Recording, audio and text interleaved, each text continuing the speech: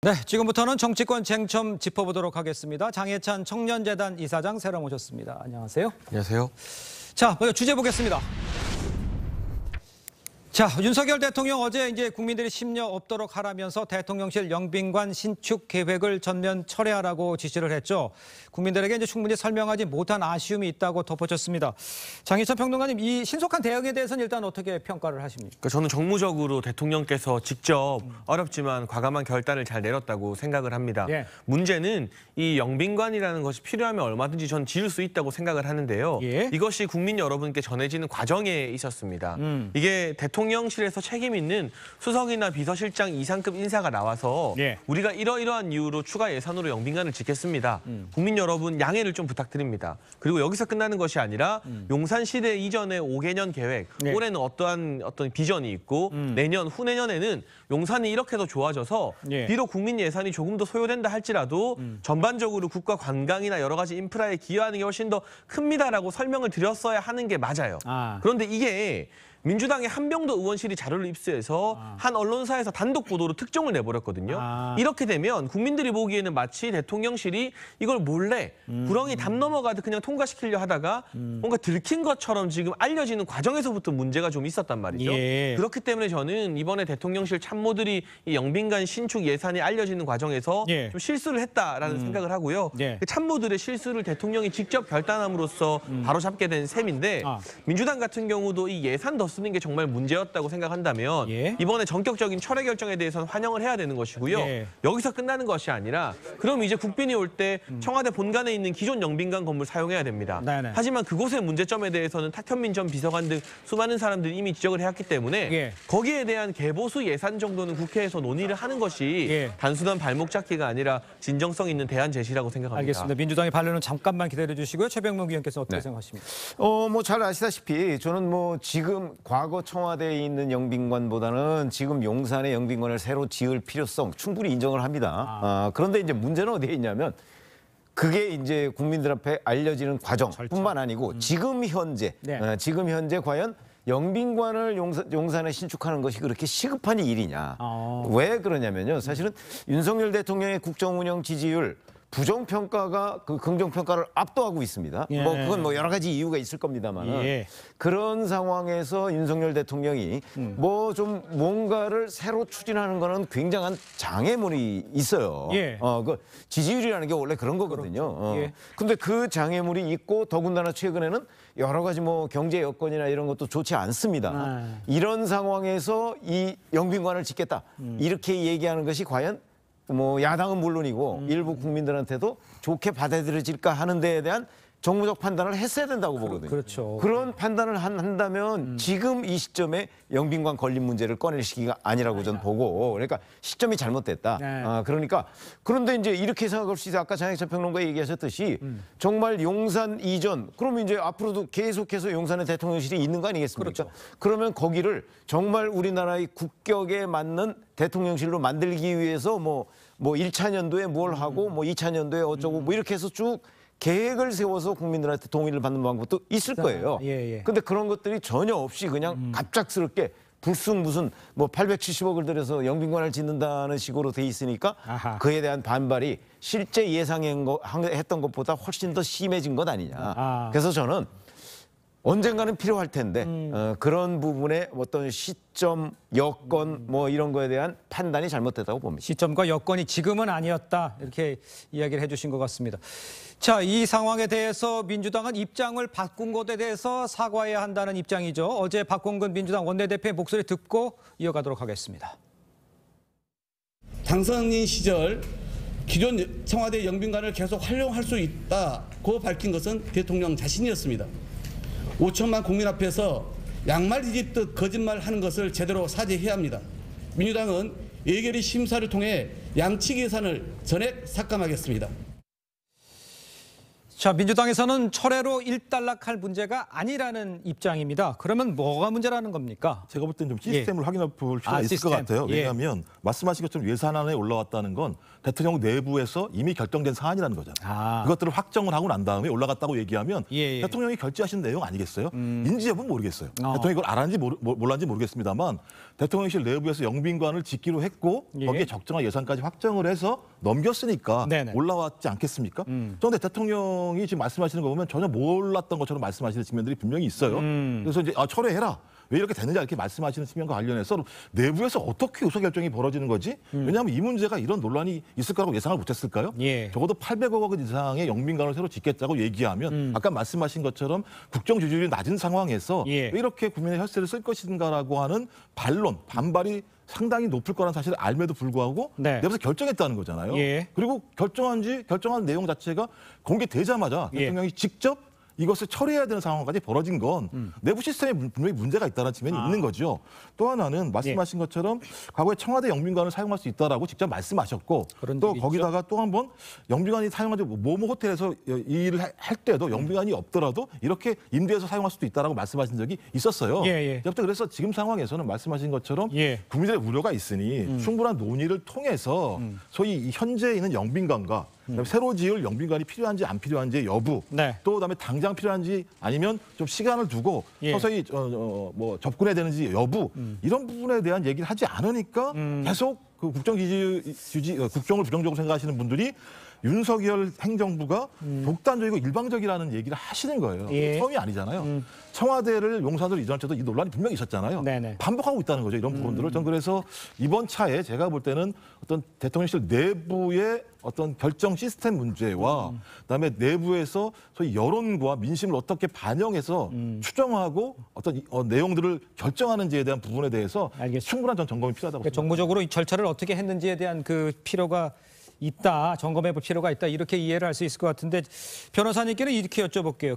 자, 접었어요. 그런데 뭐 권성동 의원 편을 들고 싶은 마음은 없습니다만 이거를 접었다고 했는데 그러면 특검 이렇게까지 확대하는 거는 어떻게 이해를 하게 됩니까? 저는 대통령이 오락가락하고 시스템이 제대로 점검되지 않는 부분에 있어서 야당으로서 당연히 이 부분 어떻게 국정운영 적절하게 하고 있는지 짚어볼 필요 분명히 있다라고 생각합니다. 이 김의겸 대변인의 논평을 보더라도 김건희 여사가 대선 후보 부인일 당시에 나왔던 녹취록에 따르면 영빈관을 옮기겠다라고 합니다. 그 다음에 대선 후보로서의 윤석열 대통령이 영빈관은 청와대에 있는 영빈관을 그대로 활용하겠다라고 했습니다. 국민께 약속드린 겁니다. 그런데 내부적으로는 어떻게 했습니까? 기획재정부에서 예산을 900억 가까이 편성을 했다는 게 이게 흘러나오고 어떤 외부에 유출된 게 전 실수라고 생각하지 않습니다. 국정감사 기간 중에 의원실에서 관련 부처의 기재위 소속 한병도 의원 아닙니까? 요청할 수 있고 요청 자료를 받아봤더니 전혀 국민들에게 이야기한 것과는 다른 900억 원의 예산이 있었던 겁니다. 편성된 것이었습니다. 거기에 대해서 그럼 대통령실 직후에 뭐라고 얘기했습니까? 잘못했다고 얘기했습니까? 아닙니다. 이걸 철회하면서도 국민들께 제대로 설명드리지 못한 부분이 아쉽다고 했습니다. 이걸 아쉽다고 이야기할 건인지 권성동 전 원내대표 같은 경우에도 많은 부분을 국민들이 찬성하고 계시다고 했는데 제 주변에 찬성하는 국민들 뵙지 못했습니다. 이런 부분 어떻게 국정운영의 시스템이 제대로 가동되고 있다고 설명할 수 있겠습니까? 알겠습니다. 뭐 여러 가지 지적이 저는 가능하다고 보고 뭐 그걸 특별히 자 이런 지적은 잘못됐다 이렇게 얘기하기는 어려운 상황인데 문제는 김의겸 대변인이 얘기했듯이 자 저기에 이제 김건희 여사의 특별 지시가 있었던 것 아니냐라는 식으로 그걸 특검하자고 얘기하는 거는 적어도 특검을 하려고 하면 그 특검에 의혹의 어떤 핵심 사실관계가 있어야 돼요. 그렇죠? 이러이러한 거는 굉장히 우리가 의심할 만하다 하는 게 있어야 되는 것이지 뭐가 궁금한데 한번 따져볼까? 이거 가지고 특검하는 건 아니거든요. 우리가 특검에도 여러 가지 구성 요건이라는 게 있는 거 아니겠습니까? 그렇게 따지면 지금 민주당에서 얘기하는 뭐 김건희 특검법도 발의를 했습니다마는 그런 여러 가지가 너무 이 특검 또는 탄핵 카드라는 걸 정치 공세용으로 활용을 하고 있다. 그거를 김의겸 대변인이 지금 앞장서고 있다 저는 이렇게 생각합니다. 왜냐하면 저런 것들은요. 아무리 대여 공세지만 좀 선택과 집중을 통해서 그 문제 제기를 할 때 국민들의 공감대가 더 늘어날 것이다 이렇게 생각을 합니다. 알겠습니다. 자, 저희는 다음 주제로 좀 넘어가 보도록 하겠습니다. 준비한 영상 먼저 보도록 하겠습니다.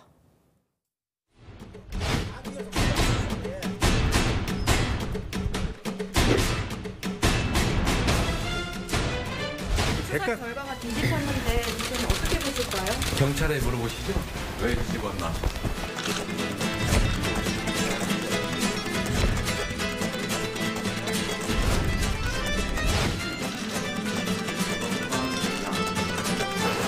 윤심, 김심, 이심, 정심 이런 거 없어요.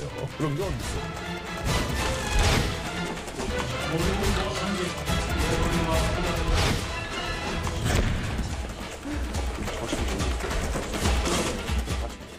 자, 지금부터는 민주당 상황을 먼저 좀 짚어보도록 하겠습니다. 성남 FC 후원금 의혹을 수사 중인 검찰이요. 후원금을 낸 두산건설 등 20곳을 어제 압수수색했습니다. 그런데 이제 정진상 당 대표 이 정무조정실장 자택도 포함된 것으로 전해졌습니다. 정진상 실장 이 대표 최측근으로 알려졌는데 여기에 대해서 이루어졌다. 어떻게 이해를 해야 됩니까? 그렇죠. 아니 일단은 뭐 이재명 대표의 최측근이기 때문에 압수수색을 당했다 이렇게 보기는 어렵고요. 왜 그러냐면 네. 정진상 실장 잘 아시다시피 그 이재명 성남시장 시절에 정책실장이었습니다. 그렇습니다. 그렇죠. 네. 그리고 이 성남 FC 문제의 창립부터 그다음에 운영 과정까지 정진상 실장이 상당히 관여를 한 것으로 알려져 있고요. 예. 그러니까 성남 FC 후원금 문제에 관해서도 알 가능성이 대단히 높고 그다음에 이와 연관돼서 뭐 외유를 갔다 온 적도 있다고 합니다. 예. 그렇기 때문에 아마 정진상 실장의 자택까지를 압수수색을 통해서 예. 이 성남 FC 후원금 문제에 대한 보완 수사를 지금 검찰이 하고 있는 것 아닌가 이런 생각이 들고 예. 사실은 우리가 유동규 전 성남도시개발공사 기획본부장 때도 이재명 성남시장의 최측근이다 그러니까 그 부분을 이재명 지금 대표가 부인했어요. 그런데 정진상 실장이 최측근이라는 부분은 부인을 안 하고 본인이 인정한 부분이거든요. 그러니까 아마 이 수사 과정에서 정진상 실장의 관여 여부가 드러날 경우에, 이제 관여했다는 사실이 만약 드러날 경우에는 예. 이재명 대표의 책임 문제도 함께 피하기가 어려운 예. 그런 상황이다. 그러니까 유동규 전 본부장과 정진상 실장의 위상은 예. 적어도 이재명 대표가 인정하고 있는 한 상당히 달라 보인다. 이렇게 말씀드릴 수 있겠습니다. 알겠습니다. 전체적으로는 이렇게 좀 이해를 할 수가 있을 것 같고요. 민주당 내에서는요, 검찰 수사가 야권 탄압이라는 목소리가 지금 커지고 있는 상황인데 민주당 내에서 이 결이 다른 목소리를 내는 사람이 있습니다. 검사 출신이죠. 조응천 의원입니다. 이 성남FC 후원금 의혹의 문제의 소지가 있다. 이렇게 보고 있습니다. 직접 먼저 들어보고 이야기를 나눠보도록 하겠습니다. 눈여겨볼 거는 기부 체납을 15%를 하기로 원래 해야 되는데 네. 그걸 10%로 낮춰줬다 그래요. 그 나머지 5%에 대해서 단순히 낮춰준 것이 아니고 그 5%에 해당하는 현금을 광고를 내게 해서 후원금 쪽으로 받았다. 2016년 중반 이후에는 현금 기부 체납 제도가 생겼습니다마는 예. 이 일이 있었던 거는 2014년, 15년도의 일인데 예. 그때까지는 기부 체납은 모두 현물이었습니다. 예. 예. 그러면 현금 기부 체납은 이때 당시에서는 불법이었죠. 그러니까 내용은 전체적으로 한마디로 얘기하면 그 당시에는 현금으로 기부 재판한 거는 없다. 이 얘기였습니다.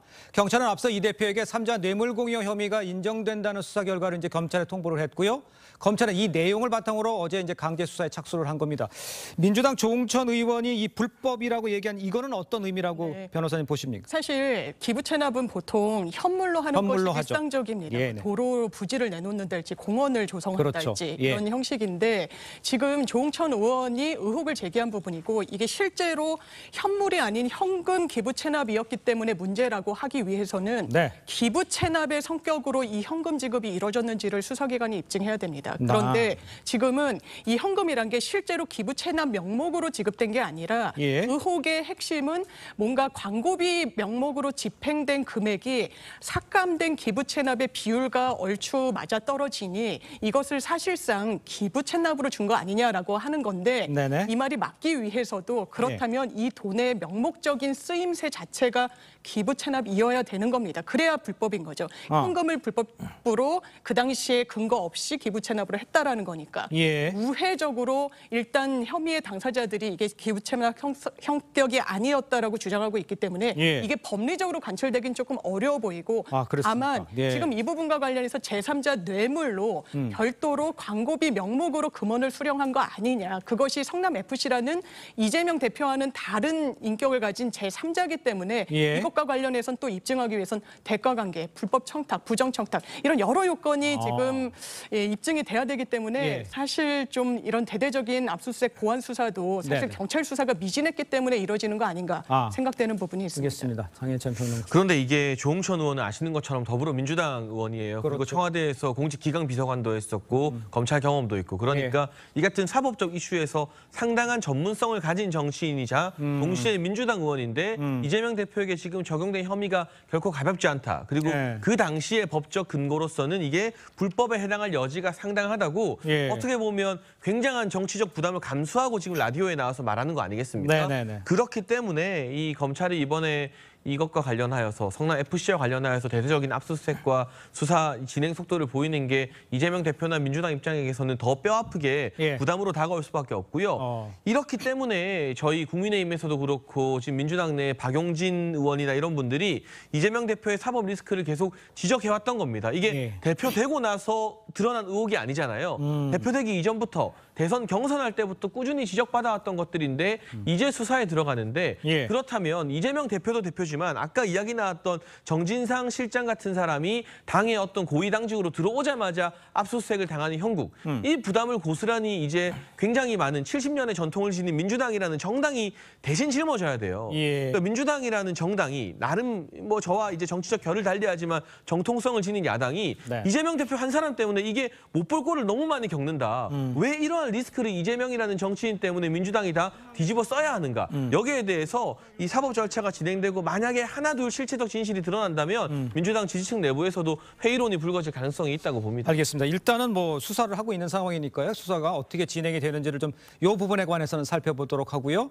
지금부터는 이 대표와 관련해서 의혹들 이 공소장이 나와 있는 걸 중심으로 저희가 지금부터 좀 짚어보도록 하겠습니다.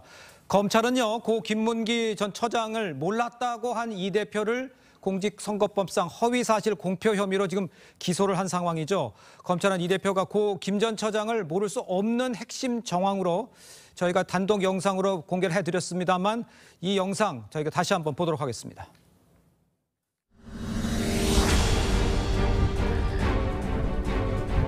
안에 가면 천년무공 고사리들 많이 있습니다.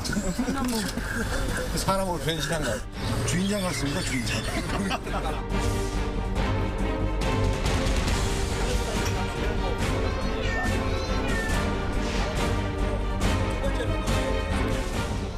오늘 시장님하고 본부장님하고 골프까지 쳤다? 오늘 너무 재밌었고 좋은 시간이었어. 자, 저 영상과 함께 이제 TV조선 단독 보도에 의하면 이 공소장을 통해서 김 전 처장이 출장 명단에는 전에는 없었다가 이 대표와 유동규 전 본부장의 지시로 막판에 이름을 올렸던 사실이 이제 새롭게 드러났습니다.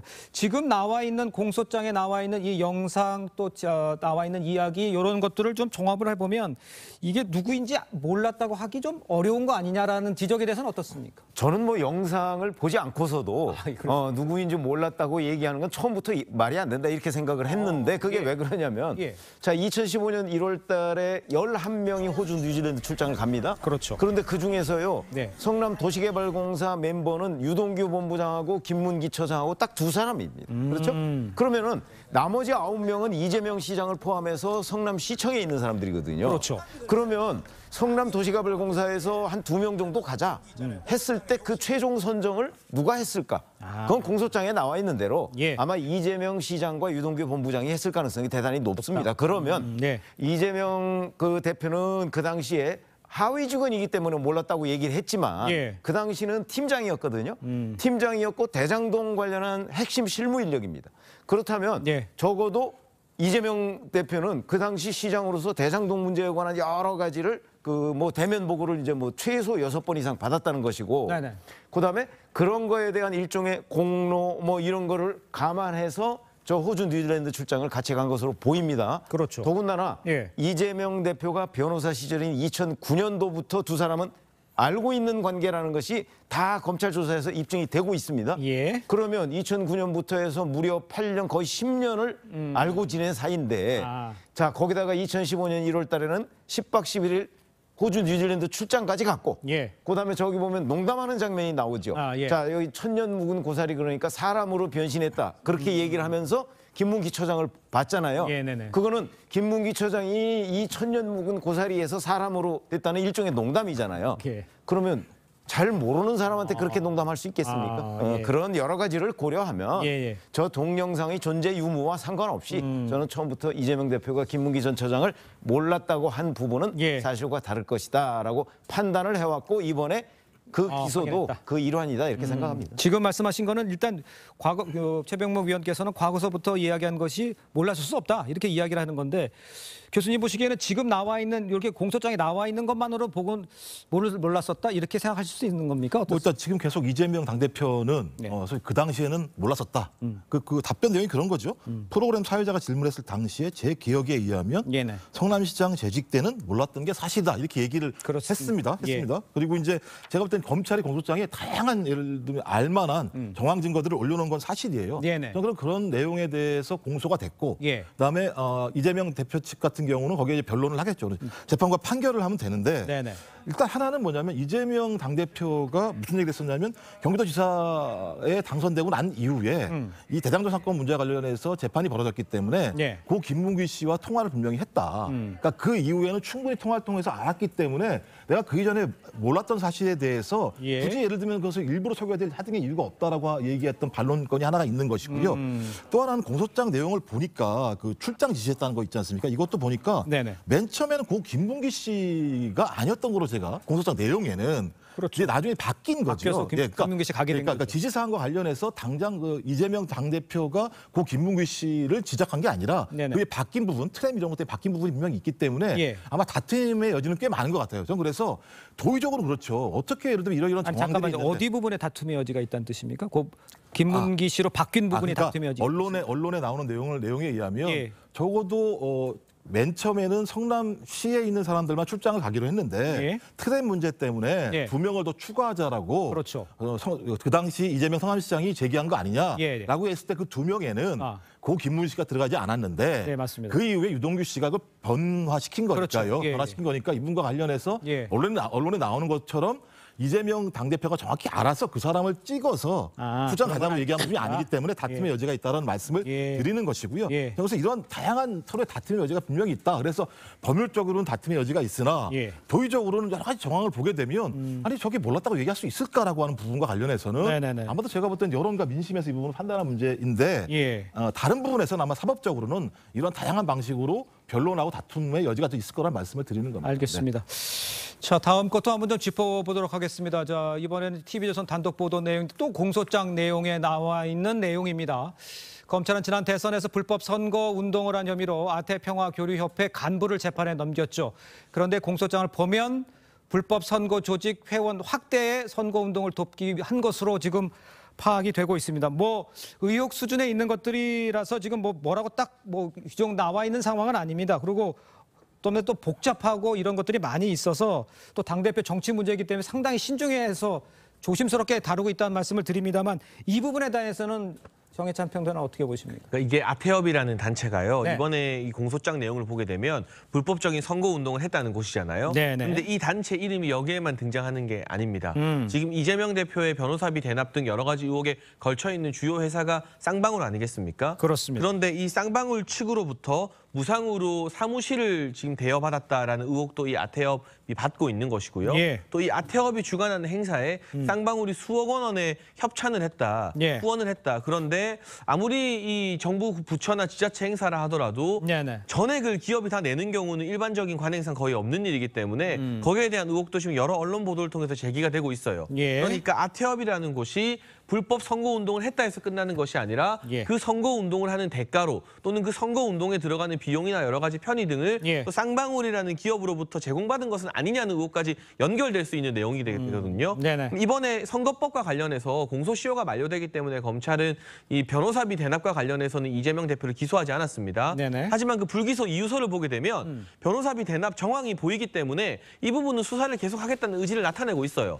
단지 선거법 허위사실로만 기소를 안 한 것뿐이죠. 공소시효 때문에. 그럼 지속적으로 이 쌍방울과 이재명 대표 사이에 어떤 관계가 있었던 것은 아니냐는 이 의혹을 검찰이 들여다보고 있는 것이고 아태협이라는 단체는 그 큰 줄기 안에 하나 새롭게 등장한 어떤 작은 나뭇가지 정도로 보이는데요. 어쨌든 시간이 가면 갈수록 쌍방울과 이재명 대표는 별 관계가 없다라는 게 드러나야 되는데 뭔가 그 주변 인물들이나 선거운동을 했던 사람들이 계속해서 쌍방울이라는 기업과 연관돼 있다는 좀 꺼림칙한 보도는 계속해서 나오고 있는 것 같습니다. 정황이 포착이 돼 있고 공소장에 내용이 나와 있고 연결고리가 있는 게 아니냐 이런 이야기들이 계속 의혹이 나오고 있다. 이 정도로 정리를 할 수가 있겠습니다.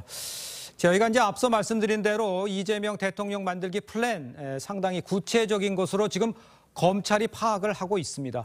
중도 성향의 인사를 끌어들이고 또 자금 충당 계획도 담겼다 이렇게 전해지고 있는 이 상황인 건데요. 이거에 대해서 변호사님께서는 네. 그 민주당 입장은 지금 이 내용에 대해서는 어떻게 보고 있습니까? 사실 지금 공소장에 담겼다는 내용은 아태협이 담긴 게 아니라 한 포럼이 사전 선거운동을 한 거 아니냐는 취지로 담겨 있는 것 같습니다. 충청회에서 그렇고 간부들이 아태협과의 연결고리를 가지고 있기 때문에 뭔가 의심이 간다 정도의 수준의 아직까지는 그치고 있는 것 같고 그렇다면 이게 공직선거법에 어떤 규정을 위반했는지가 명확해야 되겠지만 사전 선거운동이라는 취지라면 사실 구체적으로 선거운동에 돌입하기 이전에 사람들을 모으고 어떤 계획을 세우는 것을 저희 공직선거법이 범죄로 의율하고 있지 않습니다. 그렇다면 어느 정당이 선거운동을 공식 시점이 딱 게시된 이후에 본격적으로 착수할 수 있겠습니까? 이런 부분과 관련해서 여기에 대해선 혐의가 아직 뚜렷하다고 보기는 어려워 보입니다. 알겠습니다. 자, 이런 상황에서 민주당은요, 검찰의 수사를 정치적 수사라고 주장을 하고 있고 한동훈 장관에 대해 탄핵까지 지금 거론을 하고 있습니다. 민주당 박범계 의원과 한동훈 법무부 장관 관련 목소리를 들어보도록 하겠습니다. 한동훈 장관에 대한 탄핵 이야기는 당청에서 검토하고 있는 겁니까? 뭐 탄핵을 하려면야 지금이라도 뭐 수적으로나 또는 그 위법 부당 사유가 저는 누적이 돼 있다고 보고 특히 시행령 독재, 시행령 쿠데타는 저는 엄중한 위법이라고 보기 때문에 가능한 일이지만 그러나 적어도 국민적 감수성 그리고 국민적 공분, 국민이 결정할 일이다. 다수당이 힘으로 탄핵하겠다고 하면 뭐 저는 당당하게 그 절차에서 임할 것이라는 기본 입장을 말씀드렸고요. 추가로 말씀드리자면 정치가 국민을 지키는 도구여야지 수사받는 정치인을 지키는 도구여서는 안 된다고 생각합니다. 그러니까 이제 야당 탄압하고 있다는 이런 입장에서 한동훈 전 탄핵할 수 있다 이렇게 그럼 엄포입니까? 아까 왜냐하면 이제 탄핵을 하려면 헌법과 법률을 위반을 해야 되잖아요. 그렇죠. 이것이 이제 적시가 되고 확인이 돼야 되는 건데 제가 좀 얘기할 수 있는 건 이제 그 소위 시행령을 통해서 이제 법을 위반한 문제 하나하고 또 하나 이제 법무부의 인사정보관리단을 갖다가 설치하는 문제가 법률을 위반한 사항 아닌가 이런 부분이 분명히 있는 것 같아요. 근데 전 법률 위반 여부를 일단 따져보는 게 맞다. 탄핵을 얘기하기 이전에. 그리고 또 하나는 탄핵이라고 하는 것이 예를 들면 쉬운 문제가 아니기 때문에 국민 여론하고 공감대가 분명히 필요합니다. 그냥 정당이 밀어붙인다고 될 문제는 아니라는 생각이 들고요. 만약에 법률을 위반했다고 확정이 되게 되면 거기에 대한 정치적 행위로서 정당이 법률에 있는 장관을 탄핵할 수 있는 측면들이 분명히 있겠죠. 그런데 이런 문제와 좀 다르게 제가 볼 때 한동훈 법무부 장관 같은 경우는 좀 발언과 같은 경우는 상당히 좀 예를 들면 수위가 굉장히 문제가 많긴 해요. 한동훈 장관이요? 예, 그렇죠. 어떤 면에서 그렇습니까? 뭐 예를 들면 당대표라고 해서 검경이 지은 죄를 덮을 수 없다. 이런 얘기를 해야 되는 것 자체는 제가 볼 때 법무부 장관으로서 할 수 있는 내용들이 아니에요. 본인 이걸 할 수 있는 요건이 없습니다. 내가 수사지휘권이 있습니까? 뭐가 있습니까? 그다음에 법률에 의해서도 무죄추정의 원칙이에요. 수사라고 하는 것은 의혹이 있으니까 그냥 검찰이 하는 거지. 장관이 이런 발언을 한다거나 또 검찰도 마찬가지인데 변호사합의 대납 의혹의 정황이 있으나 이렇게 얘기했어요. 그럼 기소를 했었어야죠. 정황은 있는데 왜 기소를 안 하겠습니까? 저는 이해가 안 되는 이런 많은 상황들을 보게 되면 소위 검찰과 경찰의 수사가 좀 정치적인 의도가 있지 않는가라는 측면들이 분명히 있는 것이고 이런 부분들을 방어하기 위해서 지금 민주당 같은 경우는 뭐 장관 탄핵이든 뭐 특검이든 다양한 방법들이 정치적인 어떤 방법들을 갖다 제시하는 측면들이 분명히 있는 건데 저는 민주당이 좀 과도하다고 생각은 해요. 하지만 저는 한동훈 법무부 장관의 발언도 몇 가지 같은 경우 상당히 문제가 많아요. 제가 볼 때 왜 이런 발언 하시는지 잘 모르겠어요. 알겠습니다. 근데 정황으로는 기소를 할 수가 없고 증거를 찾을 수 있다 뭐 이렇게 생각할 수도 있을 것 같은데 뭐 탄핵 얘기 나오는 이 정국은 어떻게 이해를 하고 계십니까? 그 사실은 뭐 이재명 대표에 대한 기소, 그다음에 사법 리스크 현실화 이런 얘기들이 계속해서 나오고 지금 하나 둘씩 뭐 이제 그 재판으로 넘어가고 있는 단계 아니겠습니까? 그런데 사실은 지금 이재명 대표가 받고 있는 전체적인 의혹에 지금 정말 입구를 통과하고 있는 정도 수준이라고 저는 보거든요. 그렇기 때문에 몸통이 아직도 남았습니다. 민주당의 입장에서는 아마 그 가까운 미래 한 몇 달 정도 이렇게 앞으로 전망을 해보자면 아마 앞이 안 보일 거라고 생각을 할 거고요. 그런 점 때문에 이제 그 법무부 장관 또는 뭐 윤석열 대통령을 위해서 뭐 탄핵 얘기, 뭐 김건희 특검법 얘기 이런 걸 지금 던지는 단계라고 저는 보거든요. 그러니까 일종의 그 맞불 작전이라고 봐야죠. 이 자체가 굉장히 어떤 정치적인 기획이다 이렇게 생각을 하고요. 네네. 뭐 민주당으로서는 별다른 방법은 없을 수도 있어요. 그러나 그런 것들이 이제 국민적 공감대를 얼마나 받을 수 있느냐 하는 부분에 따라서 사실은 뭐 지지율이나 이런 거에 영향을 받겠죠. 예, 알겠습니다. 자, 저희는 다음 주제로 좀 넘어가 보도록 하겠습니다. 자, 지금부터는 국민의힘 소식 좀 짚어봐야 할 것 같습니다. 오늘은 원내대표 후보 등록일인데요. 오선인 국민의힘 주영호 의원 오전에 SNS를 통해서 원내대표 경선 출마를 공식 선언을 했습니다. 경쟁자인 이용호 의원도 후보 등록을 마쳤죠. 글쎄 뭐 추대 움직임도 있다고 그러는데 뭐 경쟁하는 겁니까? 경선해야죠. 합니까? 정진석 비대위원장도 경선이 원칙이고 한 사람의 후보들이 의원 다수의 동의를 받아서 나오는 것이 아니라 두 사람 이상 이제 경선 뛰어들겠다고 하면 선거를 막을 명분은 없는 것이죠. 네네. 다만 이제 두 분 다 굉장히 안정감을 가지고 훌륭한 또 각각의 장점을 지닌 분들입니다만 국민의힘 내부에서는 주호영 의원에게 좀 미안한 마음이 있는 것 같아요. 왜냐하면 비대위원장이라는 어려운 직 수락했는데 법원에 가처분 인용으로 그게 한 일주일밖에 못 갔잖아요. 그렇죠. 그러한 어떤 부채의식이 있는 것 같고 지금 사실 원내대표 선거 시점이 매우 기이한 시점에 열립니다. 만에 하나 정진석 비대위를 향한 이준석 전 대표의 가처분이 또 인용되면요.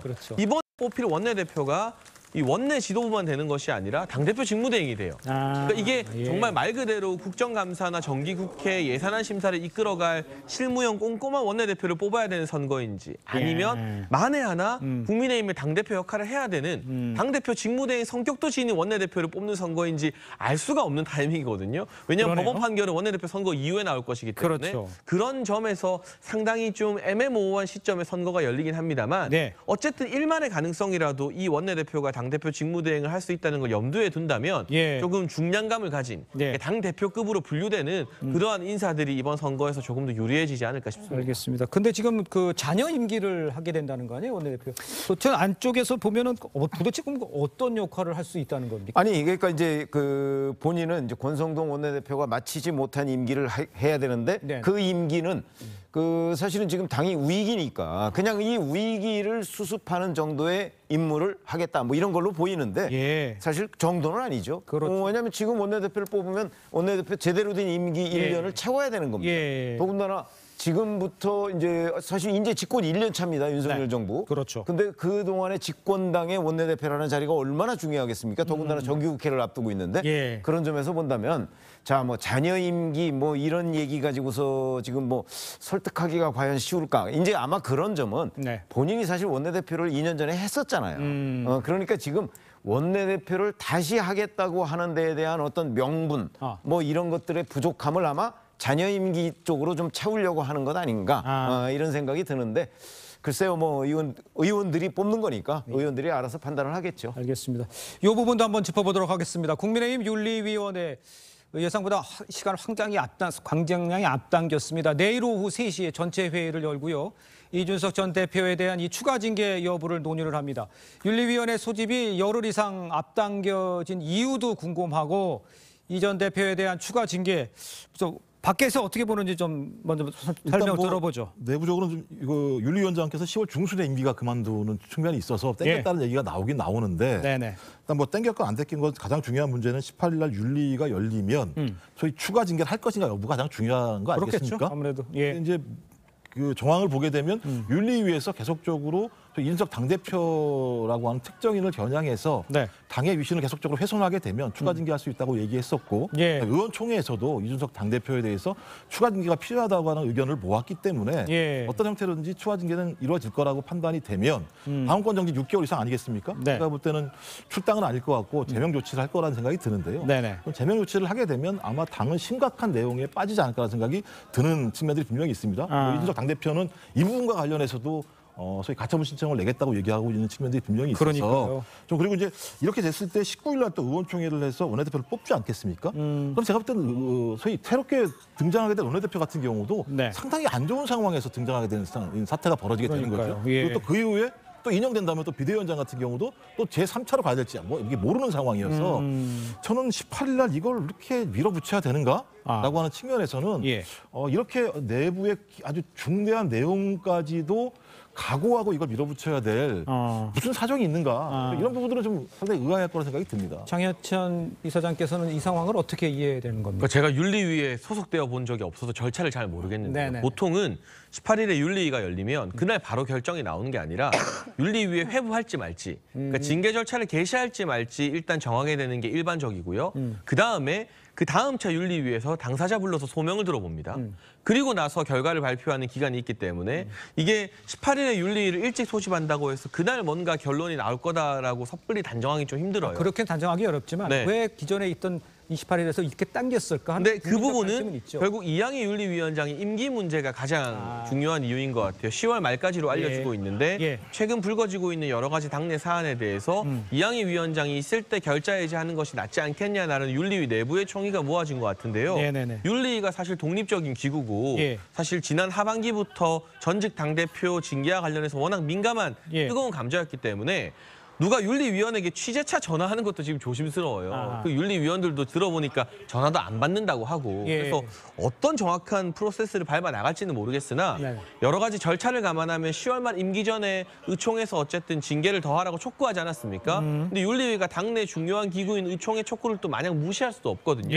아마 그 부분에 대해서 심리를 조금 앞당기기 위해서 이렇게 개최하게 된 것 같고요. 28일에 가처분 신문 이전에 뭔가 결과가 나올 가능성은 현재로서는 그래도 좀 낮지 않은가 싶어요.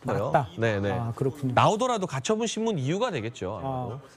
그럼 지금 징계 문제가 있는데 가처분 결과가 나오면 도대체 어떻게 정리가 되는 거라고 예상을 할 수도 있습니다. 그러니까 지금 말씀하신 거는 이제 9월 28일 이후에 그 윤리위원회 심사 결과가 나올 것이다 이렇게 예상을 했는데 저는 그 전에 나올 걸로 보거든요. 나올 수도 있을 왜냐면 그 내일 이제 윤리위원회를 열면 뭐 징계 절차 개시하고 그 어차피 지금 이준석 전 대표에 대한 징계 문제나 징계 사유는요 다 드러나 있습니다. 판단의 문제만 남아 있거든요. 그러니까 저는 신속하게 이루어질 것으로 보이고. 그래서 그렇게 되는 거와 이준석 전 대표의 그러니까 가처분 심리 이거와는 별개의 문제죠. 그거는 별도로 굴러가는 거다. 영향을 미치지는 않을까요? 그런 관점에서 본다면 아니 28일 전에 해버리면 뭐 영향이 별로 없는 거죠. 그런 점에서 아마 정진석 비대위를 비롯한 새로운 국민의힘 지도부가 자 여기서는 이제 어느 정도는 매듭을 지어주고 가야 되겠다는 그런 정치적 판단을 한 것으로 그렇게 이해하고 있습니다. 알겠습니다. 자, 정치권 소식은 여기까지입니다. 네 분과는 인사 나누겠습니다. 고맙습니다. 감사합니다.